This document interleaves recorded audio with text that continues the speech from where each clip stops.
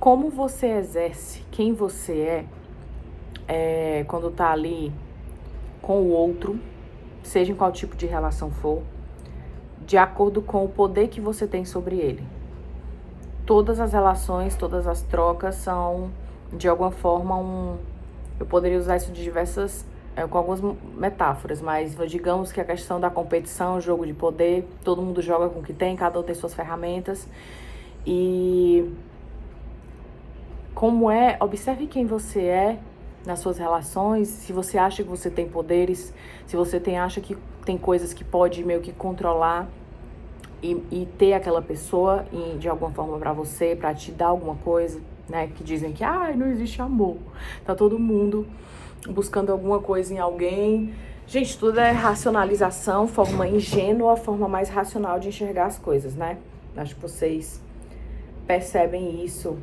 Eu já fui julgada constantemente por muita gente por ter um olhar ingênuo sobre a vida, ingênuo sobre as pessoas. Vocês já ouviram falar naquela frase que dizem assim, quem foi criado no amor enxerga o mundo de um jeito, quem foi criado na sobrevivência enxerga o mundo de outro jeito.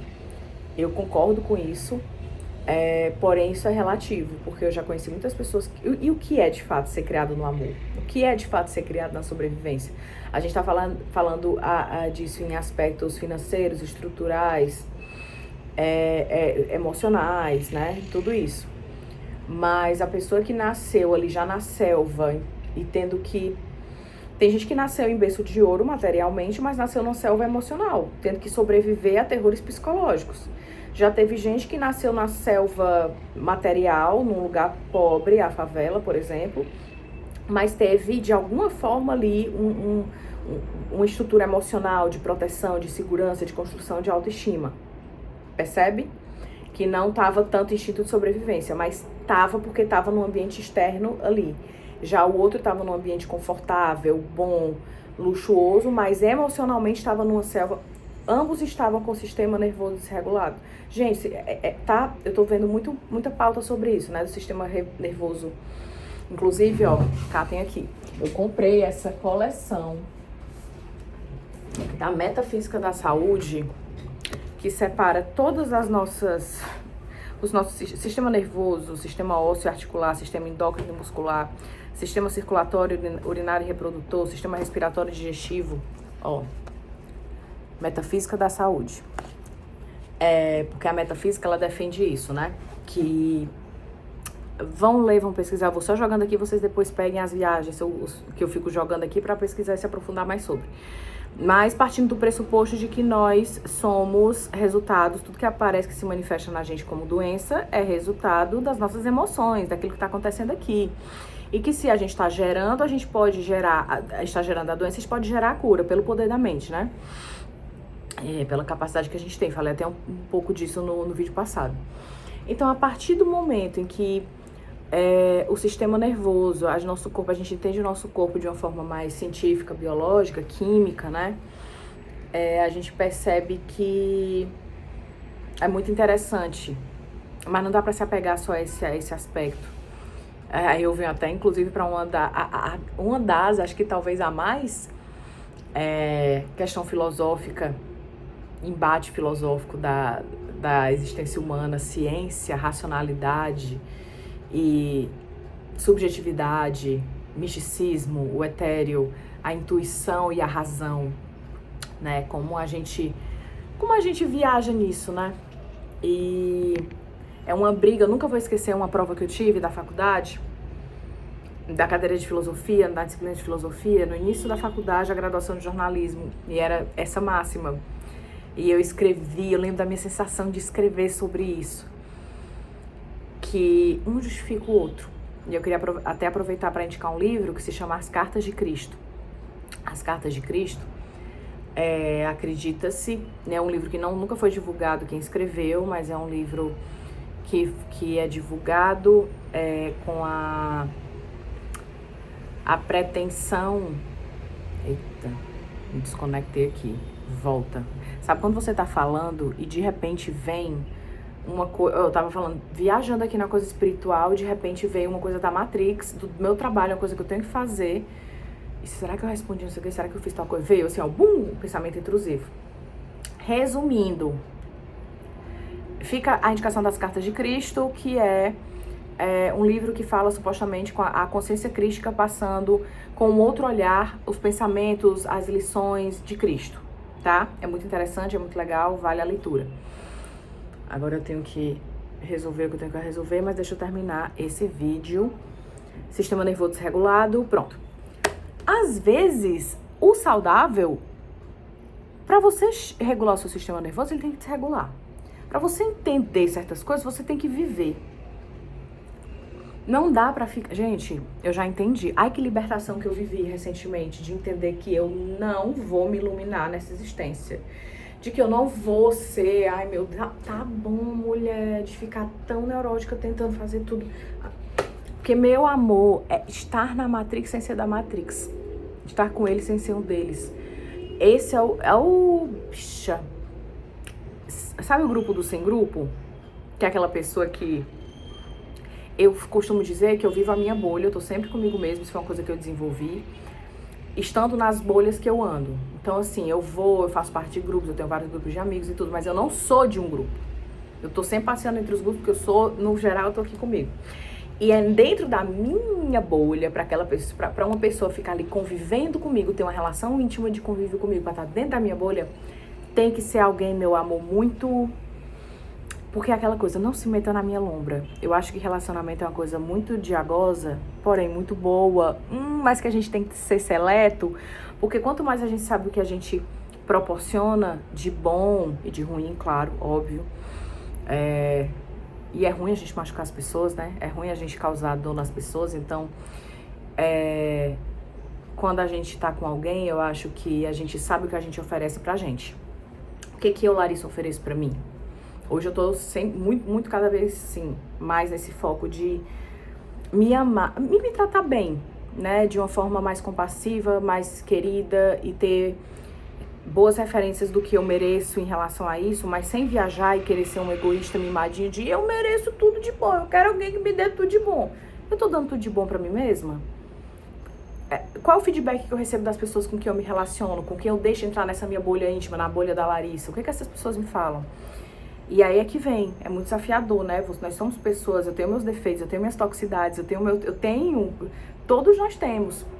E aí quando você vive um relacionamento, que você permite que aquela pessoa entre na sua bolha, entre na sua lombra, né? Tipo, não se meta na minha lombra, eu tô aqui no meu corre. Aí você entra no da pessoa e aí vocês vão percebendo qual é a sua lombra, qual é o seu modo de operar, qual é o meu modo de operar. Como é que a gente encontra paz um com o outro nisso, nessa dinâmica da minha bolha com a tua bolha, na nossa bolha. O que a gente pode aprender, o que você pode desenvolver em mim, eu desenvolver em você, coisas que possam fazer a gente melhor um pro outro, melhor pro mundo, melhor pra um filho que a gente possa vir a ter. Ai, gente, relacionamento é um negócio muito mais complexo e quando eu percebo que eu tenho toda essa visão, eu acho que fica mais difícil de viver um relacionamento de uma forma mais banal, rasa, só por viver. E aí eu volto até pro que eu me contradigo. Ó, a coisa ruim é a unha, ó. Tá pelezinha chata. Eu me contradigo nesse sentido, porque eu defendo que a gente tem que viver, mas eu mesma admito que eu, às vezes, me vejo com... Mesmo sendo um ser essencialmente... sempre fui um ser essencialmente social, fico me questionando isso. Isso foi quem eu me tornei por instinto de sobrevivência, como todos nós, a gente cresce, não importa onde, como, quando você cresceu. Você se tornou alguém, a gente desenvolveu uma máscara, na nossa personalidade, você tem uma alma, você veio. Aí de acordo com que você foi sendo moldado no ambiente, na forma, na cultura que você cresceu, por quem você, tudo que viveu, de bom e de ruim, a gente foi desenvolvendo a nossa personalidade, porque o povo diz assim, ai, você não é isso. Gente... Eu acho que não é numa encarnação. Olha, você chegar numa encarnação, numa vida aqui, conseguir chegar... O Jung fala, né, que o Jung conseguiu trazer o inconsciente pro consciente na vida. Ele realizou o inconsciente dele e trouxe pro consciente na existência dele. Arrasou. Eu confesso que eu sou ambiciosa. Eu acho que eu intenciono um pouco isso. Eu consegui trazer do inconsciente pro consciente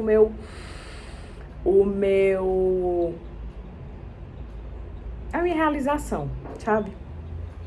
Mas eu acho que realmente é um goal, é um objetivo muito ambicioso você conseguir... ai, quem é a minha alma? Quem eu realmente sou? Ai, foda-se, vai ser quem tu é mesmo, de acordo com teus traumas, com teu comportamento, com tudo que tu viveu, sabe?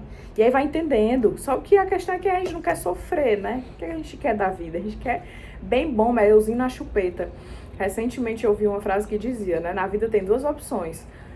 Não, você tem que só escolher a forma que você vai se fuder.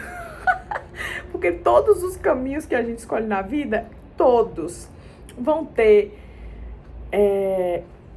Oi, tô me ligando. Todos os caminhos vão ter escolhas, consequências. O problema, eu vi também outra frase recente que falava, o que enlouquece a gente é sofrer por uma vida que a gente poderia estar vivendo. É sofrer as consequências das escolhas que a gente fez. Eu podia estar vivendo isso aqui, eu podia estar sendo isso aqui. Se eu tivesse... Mano, que é o que? Tá no passado ou no futuro? Né? E tudo que a gente tem é o presente. Poder do agora, mindfulness, meditação, aterramento. É louco. E vocês sabem que quando eu estudei, assisti coisas sobre as coisas da física quântica, que o futuro influenciando o passado, tudo é uma coisa só, coisa bem interestelar, bem dimensões, bem espaço-tempo, buraco de minhoca, é tudo uma coisa só, estudem isso. É babado, espaço-tempo, né? O tempo. Eu farei uma série de vídeos aqui só sobre o tempo. Coisas que eu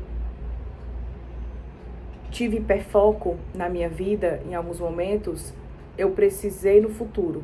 Eu precisei no futuro porque no passado eu influenciei o futuro porque eu tive aquele hiperfoco, ou eu tive aquele hiperfoco naquela época no passado porque alguma coisa no meu futuro já estava moldada e me avisando que eu ia precisar, e no passado eu fiz para poder usar no futuro. Isso acontece muito na minha vida. Então eu acho que o passado e o futuro e o presente é esse intermédio, né, de ação dos dois, para que a gente faça as coisas acontecerem. Entendeu? Mas eu só sei que isso é uma viagem muito louca, que eu amo, porém, cuidado, porque pra ela te levar pra um lugar de tilt, esquizofrenia, loucura, daqui pra ali.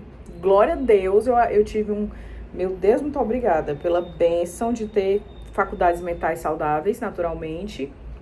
Tenho minhas questões, meu Deus, como tenho. Mas eu digo que eu acho que eu cresci num ambiente... funcional, saudável diante do espectro de saúde e disfuncionalidade do mundo. Eu tive uma base estrutural que me permite ter muito conhecimento e não surtar tanto quanto eu poderia surtar com ele. Porque eu acho que todas essas pessoas loucas, artistas, criativos, que tiveram certos entendimentos, eu até lembro de uma cena do Oppenheimer, aquele filme Oppenheimer, do cara que criou a bomba atômica, e que o Oppenheimer, ele não era um pai presente, né? Ele tava ali muito focado no propósito dele, tudo. E aí tem uma cena que o cara que acolhe os filhos dele, que cuida dos filhos dele por um tempo, ele pega e fala, um homem como você... O Oppenheimer agradece ao cara, e o cara pega e fala assim, olha, um homem como você não tem como tá vivendo isso aqui também. Tipo assim, não tem como você tancar a vida paternal, a vida familiar e ter esse propósito de vida, ser esse cientista inteligente para um caralho, que mudou, né? Não vou entrar aqui em ponto de vista de bom, ruim, esquece, ok, ele fez a bomba atômica, eu não vou entrar nessa viagem não, tá? Antes que ele criou a bomba atômica, tá, pega outro exemplo, pronto, vou dar outro exemplo aqui. Naquela série desses tem uma hora que eles citam a história do cara que criou as chamadas de vídeo. O cara que criou as chamadas de vídeo também foi um pai super ausente, foi um cara que... Gente, não dá pra fazer tudo, amor. Não dá pra tancar, girar todos os pratinhos perfeitamente. Então, assim, os artistas que enlouqueceram, que acessaram muito conhecimento e não tancaram, é porque eu acho que eles não tiveram uma base estrutural. Gente, que nem gente quando fica famosa ou muito rica, não tava com a coisa preparada. Não tava preparado pra lidar com aquilo. Entendeu? Porque a gente tem que ter um mínimo de preparo psíquico, emocional, estrutural, para poder lidar com certas coisas no mundo, porque não é fácil. O mundo, a Matrix, as pessoas, é babada, amor. Então, por isso que a privacidade é o seu maior bem. É isso. Mais uma série, mais um vídeo da série Costurando Linhas de Pensamento por Larissa Barreto. Tecendo Janelas Mentais. Vou criar um bom título para isso. Ou nem precisa, o título tá aí.